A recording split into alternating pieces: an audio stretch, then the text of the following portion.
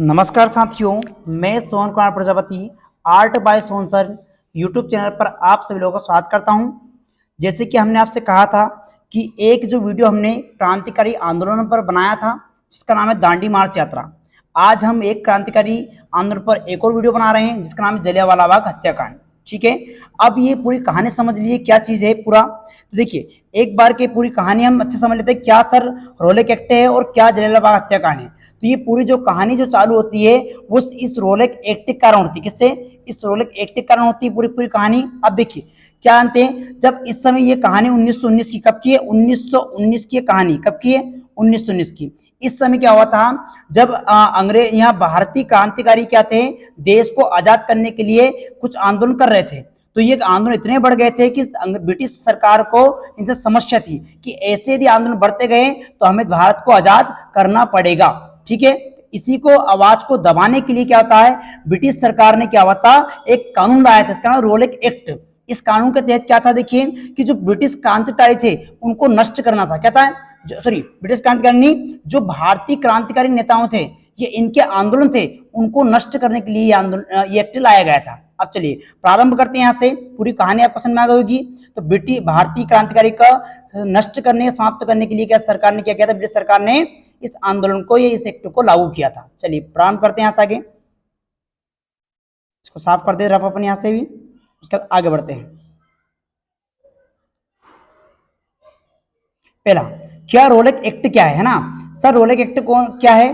तो ये क्या था, एक ब्रिटिश सरकार, मतलब ये क्या था, ये रोलेक एक्ट एक व्यक्ति था, इसके नाम पर ही क्या होता है आपका सिडनी रोलेक एक्ट, इसका नाम था सर सिडनी रोलेक एक्ट। इनने क्या हुआ था, एक समिति का गठन किया। किसका किया?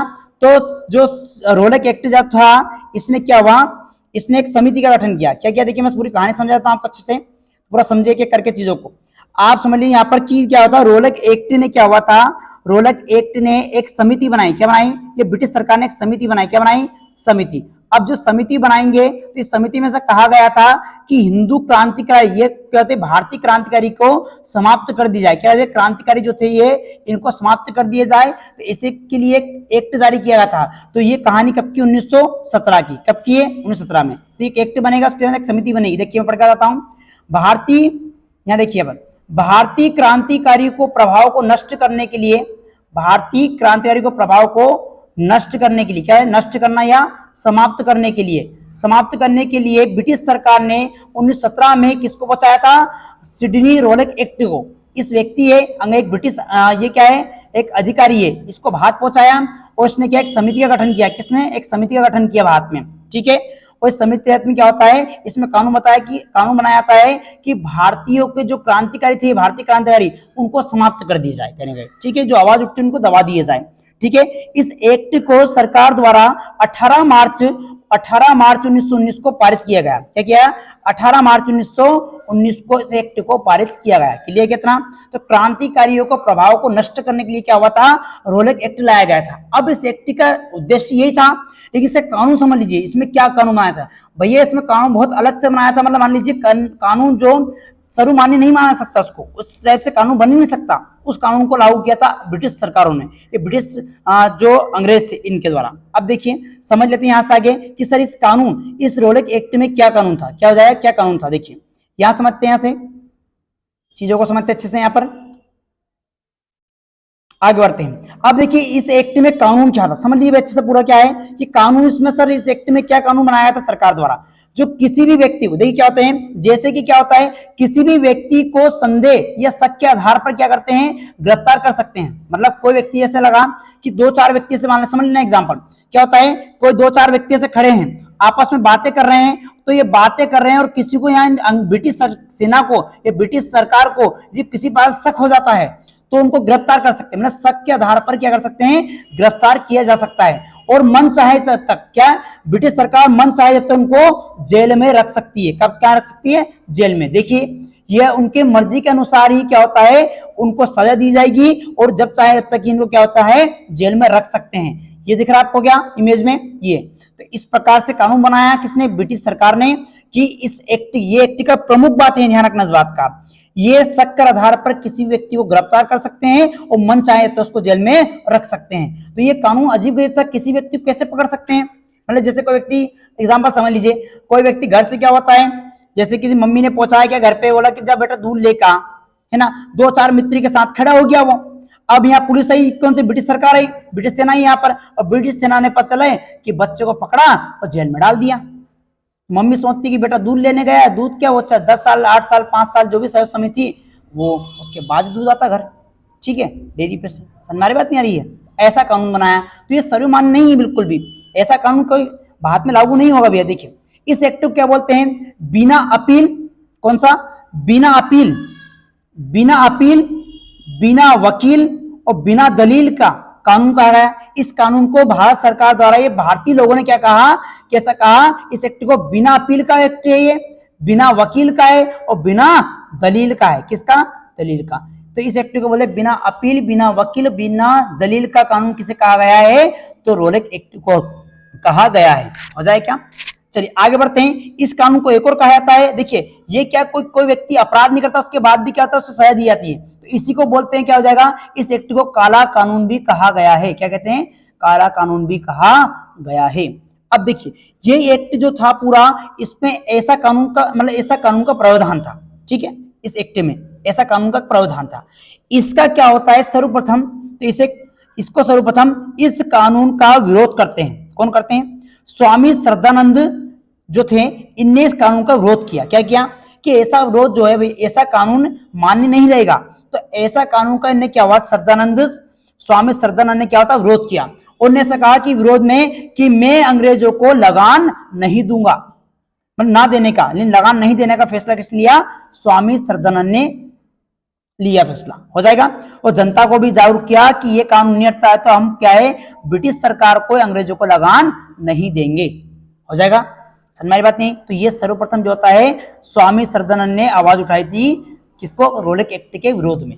समझ में बात। ये देखिए आपको इमेज में देख रहेंगे, स्वामी श्रद्धानंद, देखिए कितने है ना, लग रहे हैं बिल्कुल, जो उनका हुलिया कि डाकू जैसे लग रहे हैं ना ये, लेकिन ये क्रांतिकारी हैं, इनकी आवाज में बहुत दम था भैया ना, तभी तो ये कानून है ना आगे जाके विखंडित हो जाएगा, खत्म हो जाएगा। क्लियर क्या, देखिए ये सबसे पहला प्रयास था इनके द्वारा। आगे बढ़ते हैं, सन में आ रहा होगा किस प्रकार से कानून है पूरा। चलिए आगे बढ़ते हैं।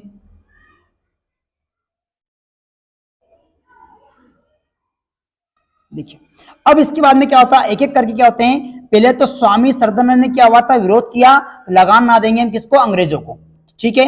इसके बाद देखिए, अब यदि बात समझ में आ रही होगी सर इसके बाद हुआ क्या, तो यहां पर देखा जाता है तो जो स्वामी श्रद्धानंद था, इनको क्या हुआ 30 मार्च, थोड़ा सा और जानकारी बता देता हूं आपको मैं।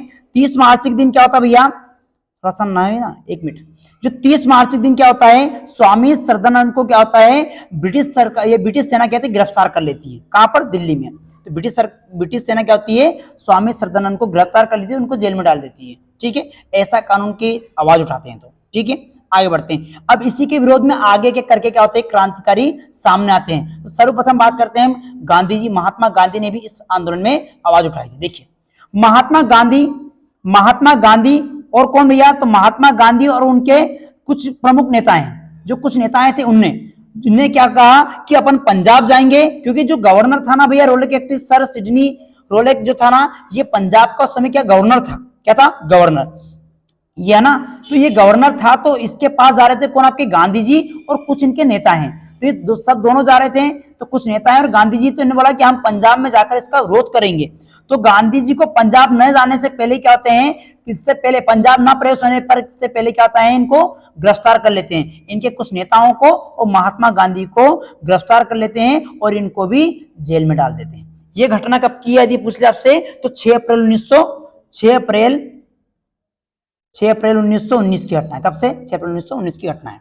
तो गांधी जी को 6 अप्रैल 1919 को क्या आता है, जेल में डाल देते हैं, उनके साथियों को भी। हो जाए क्या, आगे बढ़ते हैं, आगे बात करते हैं। इतना होने के बाद में जनता और भड़क जाती है कि है ना, देखो पहले तो क्या है, स्वामी श्रद्धानंद को गिरफ्तार कर लिया, फिर किसको कर लिया गिरफ्तार, गांधी जी उनके कुछ समर्थकों को, ठीक है। अब आगे बात करते हैं, चलिए ये तो इन्होंने अपराध किया था, लेकिन इसके बाद में और आवाज उठती है, जो पंजाब के दो लोकप्रिय नेता होते हैं, इनके द्वारा तो कोई अपराध भी नहीं किया जाता है, इनको क्या आता है, तो पंजाब के दो लोकप्रिय नेता, जिसका नाम था, एक का नाम था सत्यपाल डॉक्टर सत्यपाल और दूसरे का नाम था डॉक्टर सैफुद्दीन किसलू।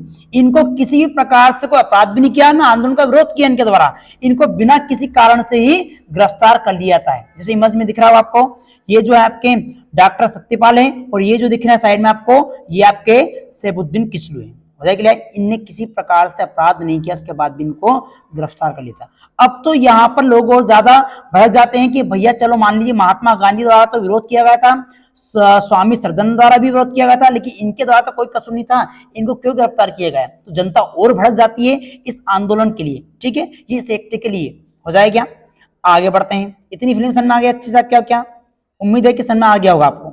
आगे बढ़ते हैं।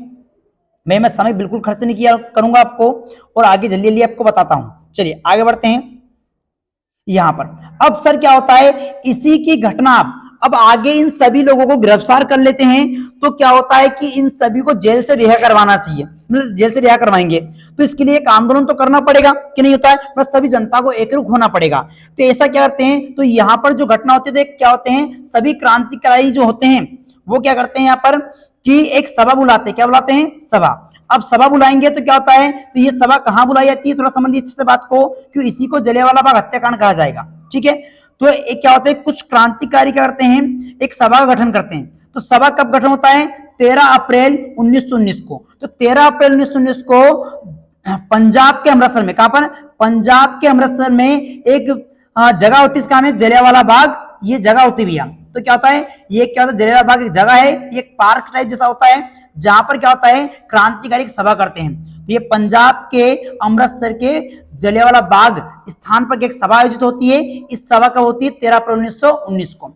इस सभा जो होती है यहां पर, इस सभा में मान लीजिए कितने 20,000 लोग, कितने 20,000 लोग इस सभा में सम्मिलित होते हैं, ठीक है, कितने 20,000 लोग। आरेगा नहीं आ रही? तो 20,000 लोग इस सभा में सम्मिलित होते हैं। अब इस सभा की जो जानकारी होती है भैया, ठीक है, इस समय जो सभा की जानकारी क्या होती है, एक क्या था, आंदोलन प्रारंभ होता है ना, तो इस आंदोलन की जानकारी क्या होता है, एक भारतीय मूल का रहता है। भारतीय एक देखिए, भारतीय जो है, इस भारतीय ने जनरल डायर को जाकर खबर करता है, ठीक है, जिसका नाम है हंसराज। ये भारतीय जो है हंसराज, इस व्यक्ति ने क्या करा था, जनरल डायर को क्या किया था, खबर पहुंचाता है कि भारतीय लोग जो होते हैं एक सभा का आयोजन करवा रहे हैं और एक आंदोलन प्रारंभ करेंगे। ये जानकारी किसको देता है? हंसराज जनरल डायर को देता है। ये देखिए, ये जनरल डायर है, इसको क्या होता है आपका, इसको जानकारी देता है हंसराज जाकर। हो जाएगा। अब इतने होने के बाद में देखिए, आगे समझ लीजिए, ये थोड़ा साफ कर देता हूं मैं आपको। इतना होने के बाद में जो होता है, थोड़ा सा देख लीजिए ना, यहां पर इस सभा में टोटल कितने 20,000 लोग रहते हैं। कितना समझना है अच्छे से बात को, क्योंकि आपको थ्योरी में लिखना भी इस चीज को। यहां पर जो है, तो इस सभा में टोटल कितने लोग रहते हैं? 20,000 लोग रहते हैं, जिसमें से भैया क्या होते हैं, जनरल डायर कहता है कि इन 20,000 लोगों को क्या बोलते हैं, इनको डराना है, चमकाना है, इनको डराना मतलब कहने के ये सभा रुक जाए, ठीक है।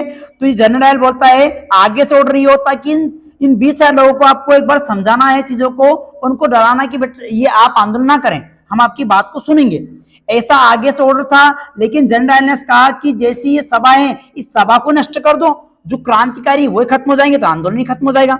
तो क्या होता है, इसी व्यक्ति ने क्या हुआ, इस सभा पर जो है आंधाधुंध क्या होती है, फायरिंग, मतलब गोली चला दी। अब गोली चला दी तो क्या होते हैं, देखिए भैया, अंधाधुंध फायरिंग कर दी इसने, AK-47 ली बढ़िया, और सबको नोट जो मौत के घाट चढ़ा दिया बढ़िया, है ना, बंदूक ली और एक सीरियस बोला कि श्री गणेश किया और सभी लोगों को मार दिया। तो जिसमें से 4,000 लोग तो मारे गए थे। कितने? 4,000 लोग तो मारे गए थे। 4,000 लोग तो मारे गए थे इसमें। उसके बाद में 2,000 सॉरी 4,000 नहीं सॉरी 400 लोग तो मारे गए थे। कितने? 400 लोग तो मारे गए थे और 2,000 लोग इसमें घायल हो गए थे। कितने? 2,000 लोग जाएंगे इसमें घायल हो जाएंगे। कितने? 2,000 लोग। तो 2,000 लोग तो घायल हो गए और 400 लोग मारे गए। और ये घटना जो होती इसी को क्या कहते हैं, हम क्या कहते हैं, जलियांवाला बाग हत्याकांड कहा जाता है। हो जाए क्लियर क्या? तो पूरी समझ में आ गई कैसा क्या रहा। आगे बढ़ते हैं, चीजों को समझते चलते हैं आगे। अब इस आंदोलन को होने के बाद में भारतीय क्रांतिकारी और भड़क जाते हैं, क्योंकि भैया देखिए अब तो क्या होता है, क्रांतिकारी को नष्ट कर दिया ने। अब इसी को जो ब्रिटिश सरकार से लोगों ने उपाधि दी थी, किसने? जो भारत के जो महान व्यक्ति थे उनने कुछ उपाधि ली थी, उन उपाधि को समाप्त किसने कर दिया? तो आगे समझते चीजों को, आगे समझ लेते हैं ना एक करके। देखिए अब यहाँ पर कुछ भारत के विद्वान व्यक्ति थे, या उस समय के जो व्यक्ति जो बहुत विद्वान थे, उनको क्या हुआ था, ब्रिटिश सरकार ने उपाधि दी थी। क्या दी थी? उपाधि। तो इस आंदोलन का जो भैया हुआ पूरी घटना, इसमें क्या हुआ था, भारत के लोगों को बहुत दुखित घटना थी ये। तो इस घटना को लेकर क्या होता है, सभी अपने अपने मत देते हैं। तो ऐसे क्या होते हैं, इसमें सबसे पहले आपके जो होते हैं, क्या होते हैं आपके, कि ये जो दिख रहे हैं आपको, सुनना भैया थोड़ा सा ना, समझ लीजिए बात को, थोड़ा सा आगे पीछे मुझे यहां से मार्क लेते हैं अपन। अब यहां पर देखा जाता है तो ये लिया अपन ने मार्कर। अब यहां से रविंद्रनाथ टैगोर, कौन भैया, इनके क्या सुनिए, ये बहुत महान व्यक्ति थे उस समय, ठीक है, क्योंकि इन्हें राष्ट्रीय गान लिख दिया था भारत का, ठीक है। तो ये बहुत महान व्यक्ति हैं, ठीक है। तो इनके बारे में, इनको क्या होता है, ब्रिटिश सरकार, किसने, ब्रिटिश सरकार ने क्या होता, सर की उपाधि दी। क्या दी थी? सर की उपाधि थी, या नाइटहुड की उपाधि थी, ठीक है। तो ब्रिटिश सरकार ने रविंद्रनाथ टैगोर को सर की या नाइटहुड की उपाधि दी थी। तो इनने क्या हुआ था, इस उपाधि को वापस कर दिया, अंग्रेजों की जो उपाधि थी इसको लौटा दिया, कि इस उपाधि को मैं समाप्त करता हूं, ठीक है। आगे फिर यहां बात करते हैं, एक और व्यक्ति हैं जिसका नाम है सरोजिनी नायडू। ये सरोजिनी नायडू जो महिला है, इनके द्वारा क्या होता है, इनको भी ब्रिटिश सरकार ने केसरी हिंद की उपाधि थी। तो इनने भी क्या हुआ था, इस उपाधि को लौटा दिया, किसको, अंग्रेजों को, ठीक है। और ने भी इस चीज का समर्थन किया, किसका, क्रांतिकारियों का। ये सरोजिनी नायडू है, और ये जो दिख रहा है आपको, कौन है, आपके रविन्द्रनाथ टैगोर। लिए कितना। अब देखिए भैया, इतनी कहानी घट गई, पूरी बात समझ आ रही होगी आपको अच्छे से। भैया ये भारतीयों की हत्या थी और एक क्रांतिकारी आंदोलन था, इसका बदला तो लेना पड़ेगा। तुम जानते हो भारतीय बहुत बेकार है भैया। यदि देखा था है कि हम क्या करते थे, कभी गांव में भी लड़ाई हो जाती ना भैया, तो उसका बदला अपन लेते कि रुक बेटा तो अकेले मिल, तेरे को नहीं मारा तो मेरा नाम भी फलाना ढिमका नहीं है, कि नहीं है, तो हम भी क्या करेंगे, इसका बदला लेंगे। तो यही क्या होता है, आप जानते हैं, यहाँ दिख रहा है आपको इमेज में, बिल्कुल ये बिल्कुल आज के, मान लीजिए आज के क्या है, उस समय के देख लीजिए, सनी देओल, कौन है ये, सनी देओल। उसने देख लो दाढ़ी वाड़ी बढ़िया, सूट बूट में चकाचक, है ना। तो ये कौन थे, उस समय के सनी देओल थे, कि रुक तो जाओ बेटा, एक एक को सबको नहीं मारा तो मेरा नाम भी उधम सिंह नहीं, ठीक है। तो ये व्यक्ति क्या करता है, 21 वर्ष बाद, मतलब ये घटना घटने के 21 साल बाद बदला लेगा, सोच लीजिए भारतीयों का ये। तो क्या होता है, एक क्या होती है, जो जनरल डायर होता भैया, ये लंदन में, कहां पर, लंदन में। तो ये लंदन में क्या होता है, एक सभा में बैठता है, ठीक है। तो लंदन में क्या होता है, जनरल डायर जो होता है भैया, एक सभा को संबोधित करता है। उसी में क्या होता है, आपका उधम सिंह पहुंचता है, और क्या करता है, 13 मार्च 1940 को उधम सिंह क्या करता है, जनरल डायर की हत्या कर देता, गोली मारकर। लिए क्या, देखो समझ, लिख भी दिया मैंने पूरा चीज, कि 21 वर्ष बाद 13 मार्च 1940 को सरदार उधम सिंह ने लंदन में एक बैठक को संबोधित कर रहे हैं जनरल डायर को गोली मारकर हत्या कर दी। लिए क्या, तो ये हमारे उधम सिंह ने इस जलियांवाला बाग हत्याकांड का क्या लिया, बदला लिया। फिर देखिए भैया, ब्रिटिश सरकार ने ये बदला लिया, तो ब्रिटिश सरकार ने फिर उधम सिंह को क्या हुआ था, 21 जुलाई 1940 को फांसी पे लटका दिया। और ये हमारे क्या रहे, ये हमारे दिल के हीरो, या हमारे उस घटना के हीरो कौन थे, उधम सिंह। ये इनको फांसी, इनको हम बोलते हैं शहीद उधम सिंह। हमारी बात नहीं आ रही है, ये पूरी कहानी आपको समझ में आ गई होगी अच्छे से, रोलेक्स एक्ट की कहानी भी, और आपको समझ में आ गया होगा आपको जलियांवाला बाग हत्याकांड भी। लिए क्या, देखिए, और बाकी जिन विद्यार्थियों ने हमारे जो पुराने वीडियो नहीं देखे हैं, एक तो अयोध्या राम मंदिर को बनाया है, आपका भरपूर सहयोग मिला मुझे, इसलिए सीरीज को आगे बढ़ा रहा हूं मैं। आपने मुझे बहुत बढ़िया सहयोग किया है, और अयोध्या राम मंदिर पर भी, और उसके बाद में आपके दांडी मार्च पर भी, ठीक है। तो मुझे उम्मीद है कि ये सारी चीज समझ में आ गई होगी आपको, और बहुत बहुत धन्यवाद वीडियो देखने के लिए।